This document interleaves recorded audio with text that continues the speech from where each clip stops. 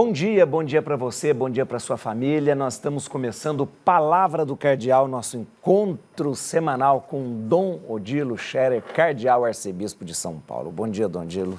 Bom dia, Padre Juarez. Tudo bem? Graças a Deus, tudo bem. E vocês, tudo bem? Bom dia.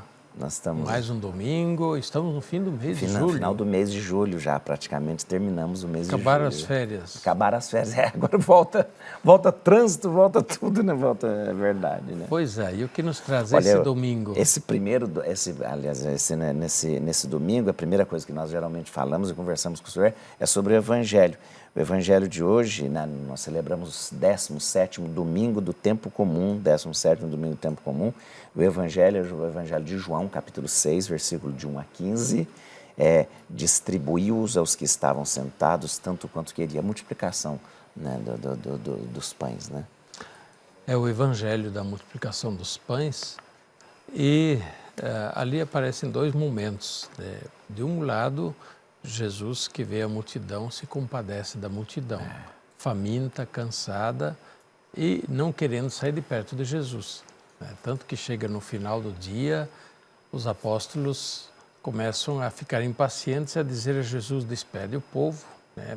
O dia está acabando, aqui estamos longe de tudo, não tem comida, tem que despedir o povo para ir para casa. E Jesus diz: não despede não. Vocês mesmos deem de comer a eles. Deixa os apóstolos assustados com aquilo, né? Então, e aí a reação dos apóstolos: onde é que vamos comprar pão para tanta gente? E Jesus pergunta: quantos pães tendes? Jesus sabia o que ia fazer. Em todo caso, essa primeira cena, a multidão faminta, a reação dos apóstolos, preocupados também eles com o povo, né? Que é faminto e cansado. Só que a solução que eles pensam não é a solução que Jesus pensa. E aí vem o segundo momento.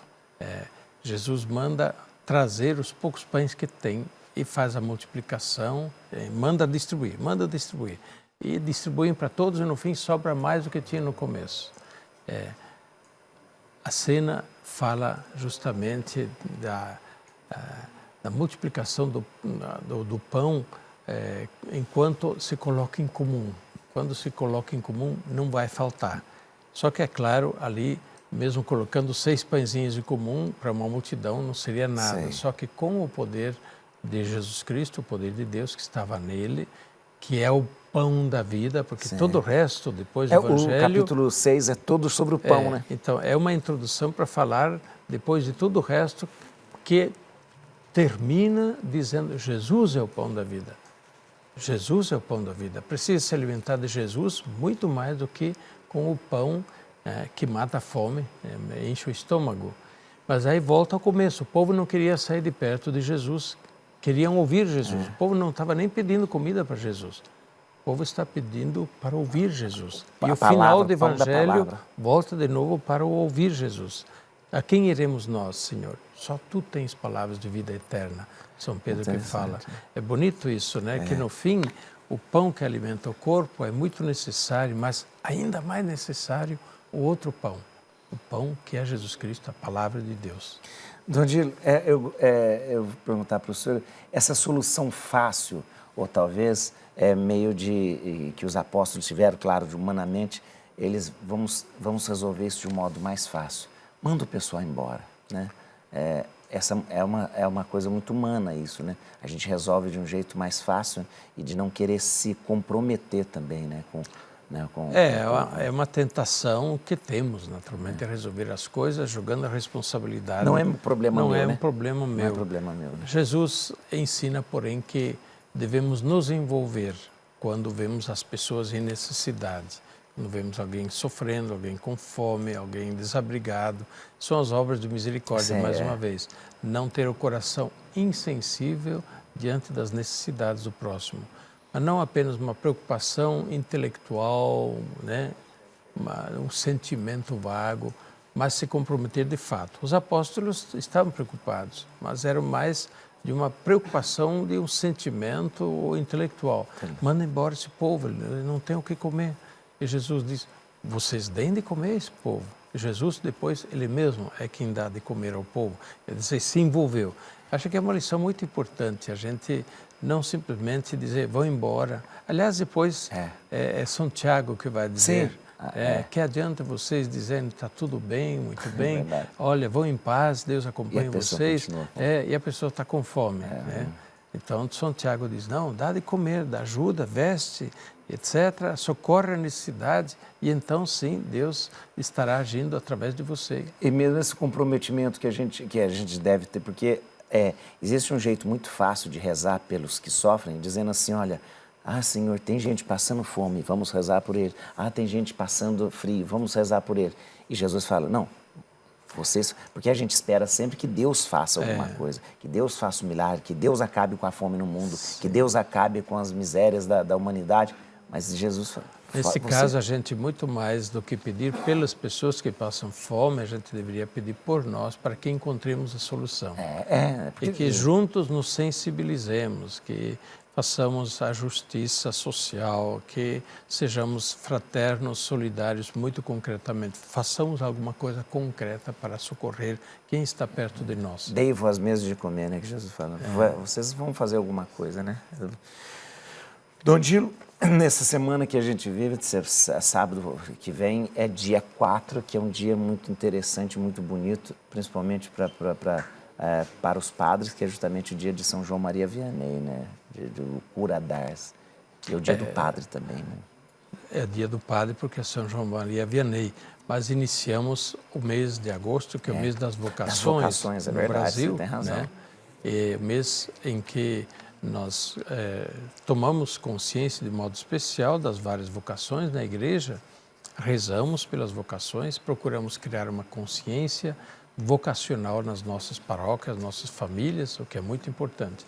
E o primeiro final de semana é dedicado à vocação sacerdotal, a oração pela vocação sacerdotal, e coincide praticamente com o dia de Santo Cura d'Ars, que nós celebramos no dia 4. São João Maria Vianney, um exemplo de sacerdote dedicado integralmente à sua paróquia, à sua comunidade, à pregação, à catequese, à caridade, à confissão, né? E assim, uma paróquia que estava totalmente desacreditada, ele consegue transformar e fazer dela um centro de atenções de gente que de longe quer chegar lá em Ars para ouvir este pároco de aldeia, nas suas pregações, suas catequeses, e confessar com ele. Dom Dilo, e é um dia da gente rezar sobretudo pela santificação do clero, dos sacerdotes, e rezar pelas vocações, sobretudo. Né? Sem dúvida, né? Nós temos a constante insistência da Igreja nessas duas frentes, né? Rezar pelas vocações, que já Jesus recomendou, pedir ao Senhor da Messe que envie operários, mas também pela santificação daqueles que já estão trabalhando, já são sacerdotes, para que mantenham o fervor, a dedicação, e, enfim, sejam também confortados, consolados na sua dedicação, no seu sacrifício, muitas vezes enfrentado, mas que o seu trabalho tenha depois também êxito, tenha o fruto, né? Nosso trabalho, né, de sacerdotes muitas vezes é de semear e a gente não vê o fruto, né? Mas adiante o fruto aparece. Então que também o fruto do trabalho possa trazer alegria, consolo àqueles que se dedicam a semear. Tem sacerdote suficiente? Não, né? Precisa de cada vez mais. Não, sempre precisamos. A igreja dificilmente teve um período... Nunca teve, justamente, que teve... Não teve, sempre precisa sempre a de messe operários. Foi grande, maior. Para começar, porque a pregação cristã ainda não chegou a todo mundo. Então, mesmo que nossos países, nossas dioceses tivessem padres suficientes e sobrando, teria sempre que pensar no largo horizonte da messe, da missão, que ainda precisa ser trabalhada. Então, não creio que em algum período a igreja tivesse padres suficientes ou sobrando. Então, nem hoje. Claro que hoje vivemos um período um pouco mais difícil quanto às motivações vocacionais. Isso. Em alguns países há muito poucas vocações e isso preocupa bastante. No Brasil, como é que é? No Brasil nós estamos até bem. Existem regiões com vocações abundantes, até mesmo onde antes não havia tantas vocações, no norte e nordeste do Brasil, no centro. No sul começam a escassear um pouco mais. E que assim, o Sul sempre foi um lugar caracterizado justamente pelo... No passado havia sempre mais vocações no sul do Brasil. Hoje começa a escassear. Mas no mundo é sobretudo a Europa que preocupa. Sim. Os países tradicionalmente católicos hoje tem muita crise de vocações. O clero já está bastante idoso na média e, portanto, ali se prefigura uma crise aguda, né, também da igreja pela falta de sacerdotes. Talvez seja esse momento de inverter, né, esse caminho missionário. Um dia eles vieram para cá, hoje nós iremos para lá. Né? Isso então, já está começando. Já está acontecendo. Né? Já está acontecendo. Mas a beleza da igreja é isso, A né? igreja é isso, ela é missionária, é um dar e receber constante, né? Talvez seja esse Hoje momento. nós recebemos, amanhã nós daremos missionários. Bonito até, muito bonito mesmo. É verdade. É importante é isso que a gente gostaria também de pedir aos telespectadores, né? Manter constante a oração, obedecendo um pedido de Jesus, pedir ao Senhor da Messe que envie operários. Então, a nós cabe pedir com fé e Deus não deixará de faltar sacerdotes, ministros para a sua igreja. Existia não sei se existe ainda, mas deve existir o costume, eu lembro na minha paróquia de origem e tudo, mas o costume de rezar, geralmente no final da missa, o padre sempre rezava um momento de rezar pelas vocações. Certo. As pessoas já sabiam uma oração até de Paulo VI, uma oração pedindo as vocações. Eu acho que isso é importante, não é simplesmente um repetir orações, mas esse espírito de deixar a paróquia, a comunidade vocacional, né? Ela é muito interessante. Lembro aqui uma palavra do Papa São João Paulo II, né? A vocação é um dom de Deus providente a uma comunidade orante, uma comunidade que tem fé, pede, Deus concede. Dom Dilo, vamos terminar. O senhor vai nos dar a bênção, então. Pois não, terminamos o mês de julho. Ainda tem mais 2 dias, mas como domingos nós concluímos esse último domingo de julho.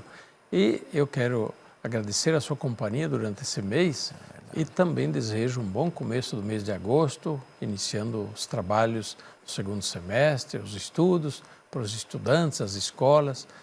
Vai aumentar um pouco o trânsito em São Paulo, nas grandes cidades do Brasil todo, mas tudo bem, já aprendemos a conviver com isso. Que Deus abençoe a todos um bom final do mês de julho e um bom início do mês de agosto. A bênção de Deus Todo-Poderoso, Pai, Filho e Espírito Santo, desça sobre vós e permaneça para sempre. Amém.